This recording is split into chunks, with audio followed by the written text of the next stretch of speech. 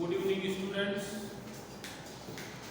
Today and now we will discuss about some important sections which are generally used in this topic. तो मैं ये चाहता हूँ कि after the discussion of pro forma of the PGPP, we should have to start the second important things that is known as section wise discussion. तो अब एक प्रश्न बनता है कि पार्टिकुलरली नेट और जेआरएफ के एग्जामिनेशन के कॉन्टेक्स्ट में अगर डिस्कशन को सेंटर किया जाए तो हम लोग ये कहेंगे कि हम लोगों से तमाम ऐसे allowed expenditure, disallowed expenditure, specific business, restricted business की चर्चा उनके सेक्शन के साथ करनी होगी, क्योंकि आप सारे लोगों ने देखा होगा कि जो आपका निसाब है या तमाम पिछले वर्षों के पेपर्स हैं उसमें इस टॉपिक से जो इनकी क्वेश्चन पूछने की शैली है उसमें साफ साफ दिखाई देता है कि सेक्शन ओरिएंटेड बातें ही आपसे की गई है। तो इसलिए आपको ये चीज़ गंभीरता से देखनी होगी कि किस सेक्शन में किस तरह की बात हमसे की जा रही है। तो अभी हम लोग अगर देखा जाए तो सीरियसली एक सेक्शन पर डिस्कशन पूरा कर पाए हैं जिसको हम कह रहे थे एग्जिस्टिंग सेक्शन 28, और 28 ने केवल हमको एक इंट्रोडक्टरी नॉलेज प्रोवाइड किया कि बिजनेस और प्रोफेशन के अलावा और कौन कौन सी इनकम है जिसे हम लोग बिजनेस और प्रोफेशन की इनकम मानेंगे, चाहे वो बात एक इंडिविजुअल के कॉन्टेक्स्ट में हुई हो, रेफरेंस में हुई हो, या किसी और के रेफरेंस में हुई हो। तो अगर हम सेक्शन वाइज अपनी बात को प्रोसीड करें तो जो मुझे इम्पॉर्टेंट सेक्शन समझ में आता है उसी पर चर्चा होगी और जो आपसे बार बार पूछे जाते हैं। तो उस कड़ी में आफ्टर सेक्शन 28 हमारा जो अगला सेक्शन है वो सेक्शन है सेक्शन 30, राइट है। तो मैं आपको एक एक सेक्शन को एक्सप्लेन कर दे रहा हूँ और जो मटेरियल है वो आपको सीधे मिल जाता है, उसमें कोई दिक्कत नहीं है। अभी उसको भेज देंगे और सेक्शन वाइज आपसे चर्चा करते हैं। रफ में अगर आपको ऐसे ही लिखने की इच्छा हो तो लिखते रहे कि सेक्शन 30 में कौन सी बात वास्तव में कही गई है, राइट। तो सेक्शन 30 बेसिक रूप से इस बात पर फोकस करता है कि एक्सपेंडिचर मेड ऑन बिल्डिंग्स, एक पॉइंट है एक्सपेंडिचर, या इसको थोड़ा और बढ़ा के कहें तो मैं कह सकता हूं are those expenditures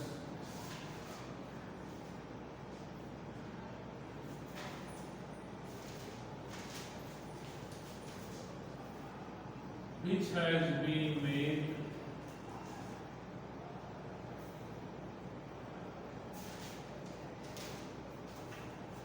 by the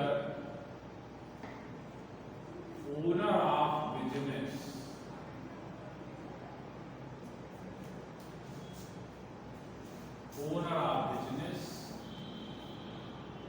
on building as rent, repair, insurance,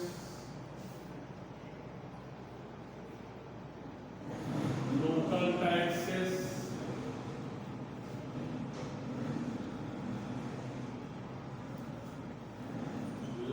revenue and municipal tax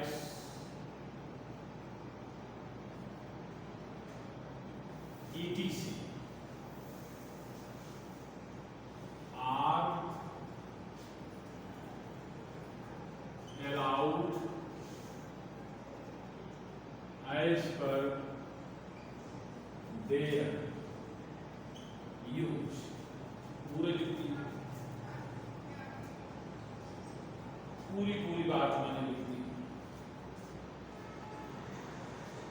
इसका मतलब सेक्शन 30 बड़ा स्पष्ट एक्सप्लेनेशन दे रहा है। क्या कह रहा है? कह रहा है कि आप ये मान करके चलें कि यदि आपका अपना व्यवसाय अपनी ही बिल्डिंग में है, बिल्डिंग में क्यों यूज कर रहा हूं, आप लोग मेरी बात को समझ रहे हैं। आपका अपना बिजनेस अपनी ही बिल्डिंग में है,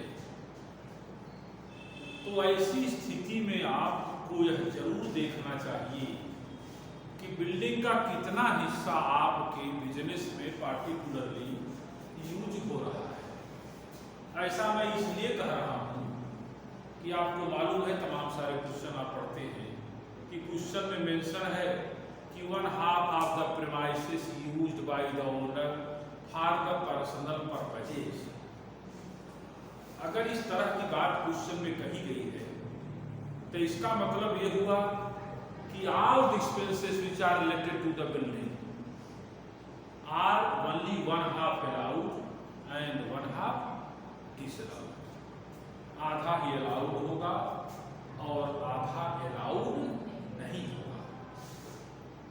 तो इसका मतलब सेक्शन 30 बिल्कुल क्लियर कट इंफॉर्मेशन दे रही है कि बिल्डिंग के संबंध में किए गए सभी expenditure, all expenses related to the building are 100% allowed, but that should be related to the part which is used in your business particularly। इसका मतलब आपको यह बात तो दिमाग में रखनी ही होगी कि बिल्डिंग का जितना हिस्सा बिजनेस में यूज हो रहा है उसे ही घटाने का परमिशन है, और जो पर्सनल यूज में बिल्डिंग यूज हो रही है तो उसका रेंट है कि नहीं, उसका रिपेयर, उसका इंश्योरेंस, उसका लोकल टैक्स, उसकी लाइन रेवेन्यू, यहाँ तक कि म्युनिसिपल टैक्स, उतना आपको घटाने की परमिशन नहीं है, अर्थात एडमिसिबल नहीं है, जितना कि आप पर्सनल यूज में उसको लेते हैं। तो I think this point is very very clear. Yes, बोल सकते हैं आप लोग। तो नेक्स्ट सेक्शन है सेक्शन 31। सेक्शन 31 मैं आप लोग मान के चलेंगे उन्हीं सेक्शनों की चर्चा कर रहा हूं जो अभी तक के 10-15 साल के ड्यूरेशन में पूछे गए हैं। तमाम उसमें से सेक्शन सब्स्टिट्यूट होते रहते हैं, खत्म होते रहते हैं, उनकी चर्चा नहीं कर रहा। तो सेक्शन 31 ये किस रेफरेंस में है? का सर इसका भी रेफरेंस बिल्कुल साफ साफ है। अब मैं पूरा लिखूंगा नहीं, आप सुनते चले, केवल मटेरियल आपको मिलता जाएगा। दूसरा पॉइंट है मशीनरी के मामले में। का सर क्या मशीनरी को आप उसी बिल्डिंग वाले लाइन में नहीं लिख सकते थे, या हम चाहते थे सब हमको और लिख देना चाहिए, लाइन रेवेन्यू, डिप्रिसिएशन आप भी जोड़ लें, और जरूर नहीं जितना हम लिख दें उतना ही होता है, उससे बढ़ चढ़ के भी कुछ हो सकता है। 31 में इन्होंने मशीनरी को रखा। का इसको 30 से अलग क्यों किया? इतना होशियार तो आप हैं, जानते हैं कि बिल्डिंग में ये सब पॉसिबल था, कि 1/2, 1/3, 1/4 used by the owner for the personal purposes.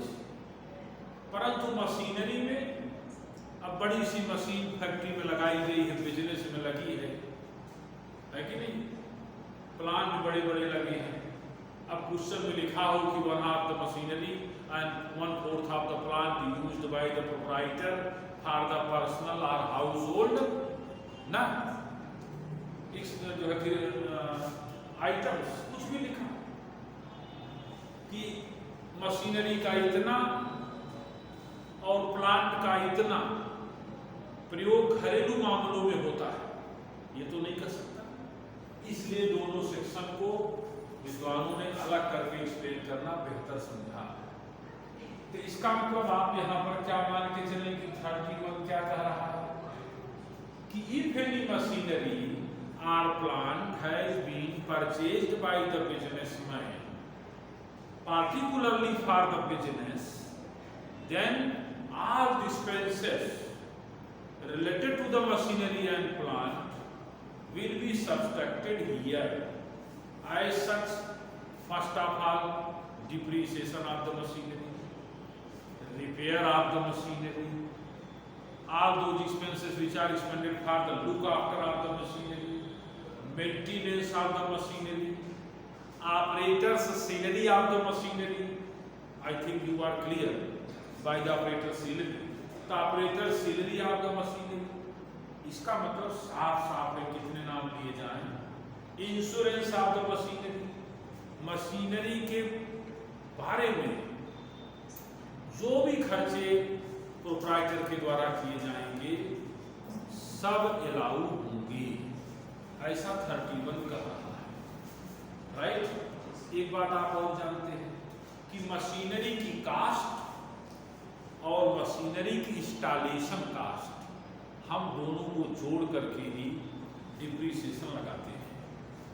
और इस टॉपिक में डिप्रिसिएशन कितना बनेगा ये आगे क्वेश्चन में कभी कभी लिखा होता है और आमतौर पर स्टूडेंट को ये याद होना चाहिए। तो चूंकि क्वेश्चन तो आपको बनाना नहीं है, लेकिन ये भी आपको पढ़ाऊंगा कि किस असेट पर कितना डिप्रिसिएशन चार्ज होता है। जब असेट का मैटर होगा तो डिप्रिसिएशन बोलूंगा, और जब कोई कैश आइटम होगा तो राइट ऑफ बोलूंगा या एमार्टाइजेशन बोलूंगा। इसका मतलब है जैसे suppose that preliminary expenses it is a cash expenses, तो ऐसी स्थिति में एमार्टाइजेशन बोला जाएगा, और जब कोई मशीनरी बोलेगी तो वहां पर डिप्रिसिएशन। तो क्लियर है। तो सेक्शन 31 मशीनरी और प्लांट के बारे में एक्सप्लेनेशन देता है और उनका साफ साफ कहना है कि इसके संदर्भ में सारे खर्चे अलाउड हैं, बशर्ते कि उसका प्रयोग बिजनेस के पर्पज से होना चाहिए। Next section 33A B.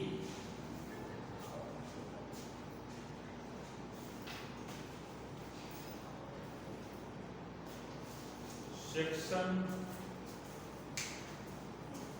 33A B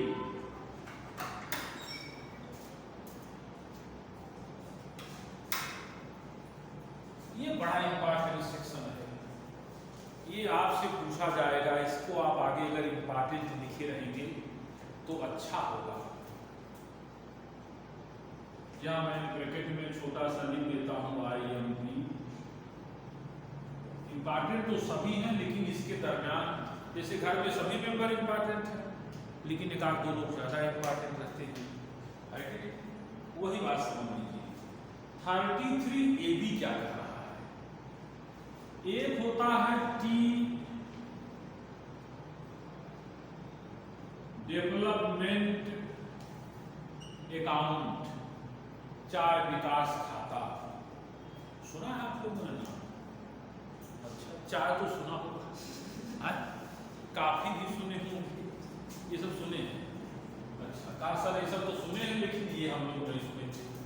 पढ़ाए तो थे, बीकॉम 3rd ईयर में था ये चीज, लेकिन लेकिन अब चूंकि एक आध दो बार जो चीजें मिलती हैं वो ऑटोमेटिक भूल जाती है कि नहीं? तो जाहिर सी बात है वो सारी चीजें मिस कर जाती हैं, वो दिक्कत हो जाती है। तो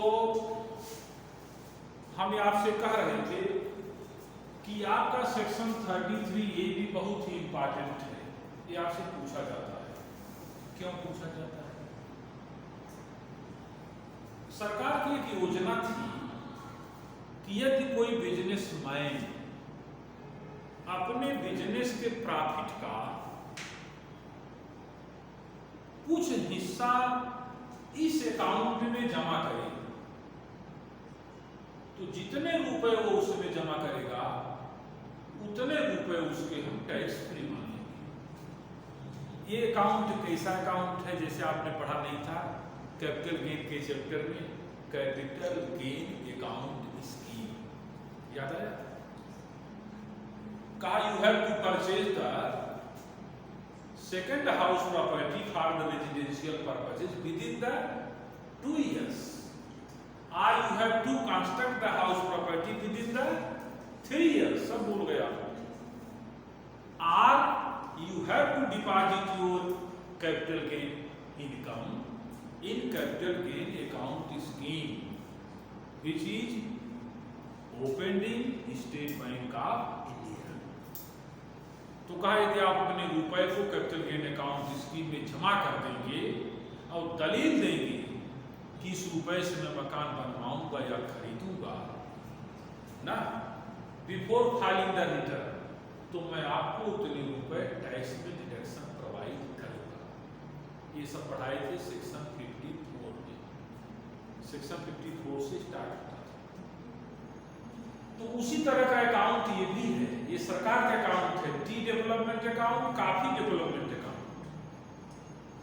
तो कहा if any businessman has deposited any amount in such accounts then that will be entitled for getting the deduction, right? But deposited amount should not be greater than the 40% of the business income. Why? ऐसा क्यों कहा गया? आप तो जानते हैं हिंदुस्तान के लोग कितने होशियार हैं। जब सरकार ने ऐसा नियम बनाया ना तो सब लोग कुल प्रॉफिट ले जाके अकाउंट में डाल देते थे, जबकि सरकार उसमें से इसको रुपया तुरंत निकलने की व्यवस्था नहीं रखी है, फिर भी डाल देते थे कि टैक्स नहीं देना पड़ेगा। तो सरकार को झक मार के नियम बना कि भाई फिर भी कोई भी व्यक्ति पूरा कैसे जमा कर रहा है, चूंकि बना रहा है इसका मतलब, तो वह कोई भी अपने प्रॉफिट के 40% से ज्यादा जमा तो कर सकता है परंतु डिडक्शन के लिए इंटाइटल्ड नहीं होगा। तो it means you will not be able to getting the deduction more than 40% of your business profit. It means you can deposit total amount of the profit in this account, but you are entitled for the deduction up to rupees only 40% of your profit। तो इस लिहाज से ये section बहुत important है। Tally कराने वाले में बहुत पूछा जाता है। टैली समझ है जो आपके क्वेश्चन में आते हैं पेपर में, टैली कराने के लिए वहाँ बहुत पूछा जाता है, तो उसको आप लोग ध्यान दें और उस पर आप ध्यान देंगे तो बात समझ में आएगी। Next point, section 33A(b)(a), section 33A(b)(a).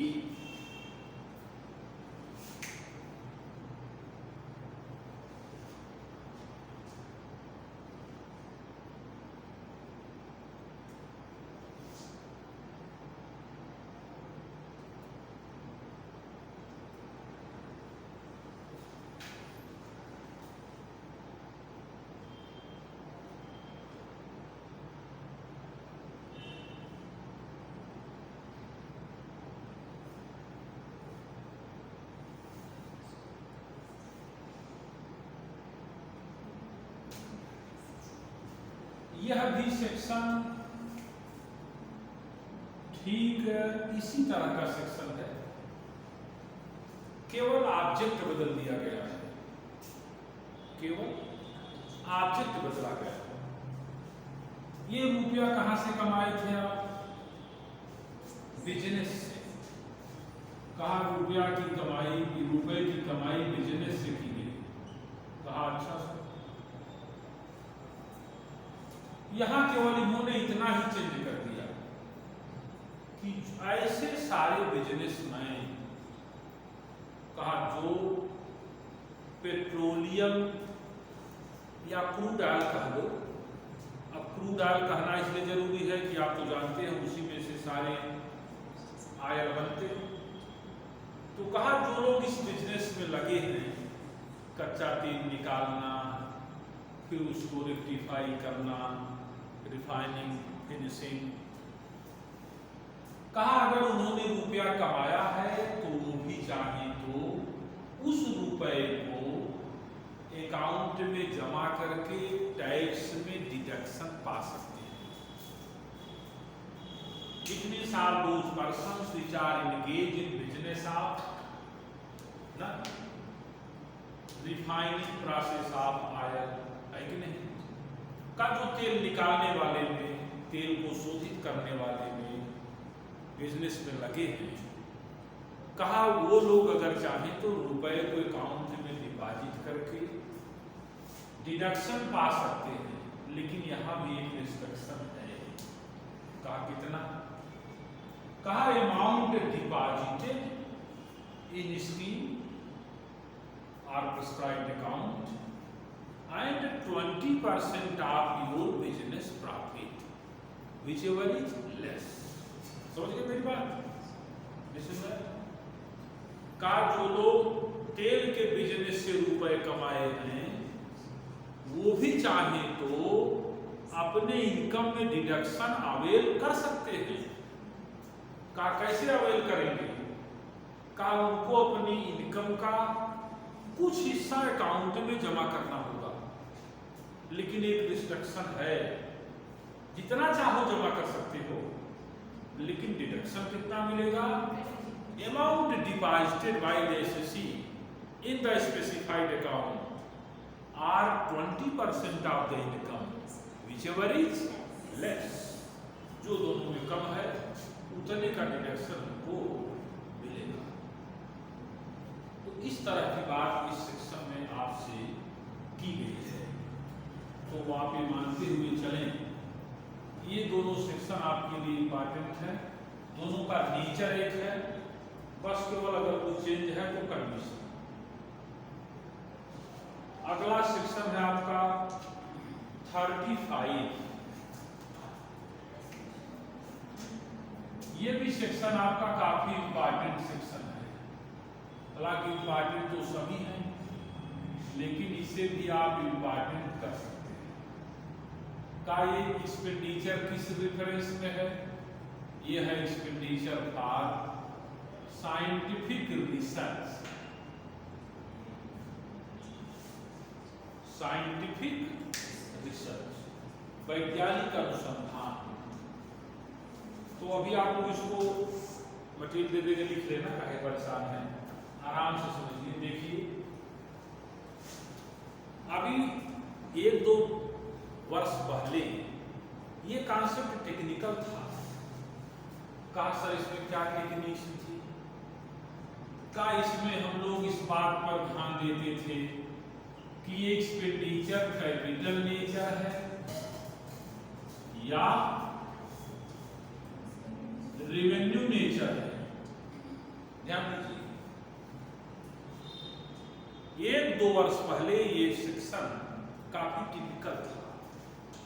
वहां स्टूडेंट देखता था कि this expenditure either related to capital nature और रेवेन्यू नेचर।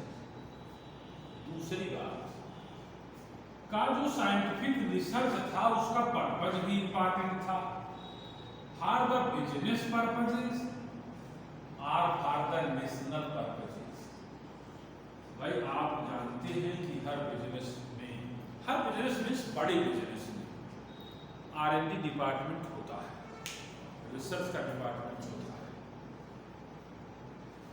और मान लीजिए कि उस रिसर्च सेक्शन में शोध करते करते जिसका कि पर्पज बिजनेस था, कोई ऐसी बात खोज करने से सामने आ गई जो नेशनल इमिनेंस के लिए बेहतर है, नेशनल इंटरेस्ट के लिए बेहतर है, तो क्या इसका मतलब है कि आपका रिसर्च का जो एक्सपेंडिचर है वो तो राष्ट्र के लिए काम आ रहा है। तो उन दिनों इन बातों पर विचार होता था कि नेशनल पर्पजेस एक्सपेंडिचर है, आर बिजनेस पर्पज है, कैपिटल नेचर है, आर रेवेन्यू नेचर है। का सर क्यों इस पर हम लोग डिस्कस करते थे? क्योंकि पहले जो डिडक्शन था वो अलग अलग था। यहाँ पता लगा 200%, यहाँ पता लगा 100%, है कि नहीं? यहाँ पता लगा राइट ऑफ होगा, यहाँ पता लगा परियर अलाउ होगा। तो सारा पचड़ा बहुत पेचीदा था, बड़ा टिपिकल था। सबको समाप्त कर दिया गया, एक सीधा कॉन्सेप्ट लॉन्च किया गया कि आइदर और expenditure related to business purposes और नेशनल पर्पजेज, कैपिटल नेचर और revenue nature, it will be always 100% allowed. It means if you have expended 50,000 rupees on the name of scientific research in a particular year, then you will be entitled for to getting 50,000 rupees as a deduction, either your expenditure related to capital or revenue, business purposes or national purposes. तो अब कहानी बड़ी साफ है कि आपको 100% ही deduction मिलेगा।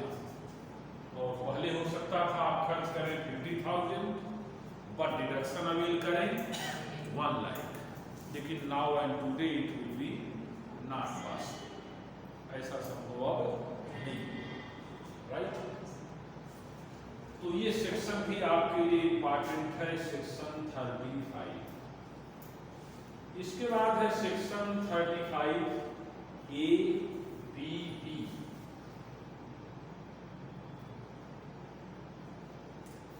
Section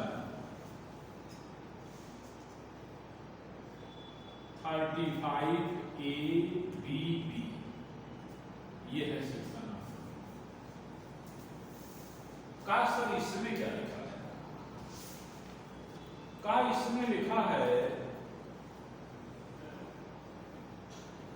any capital expenditure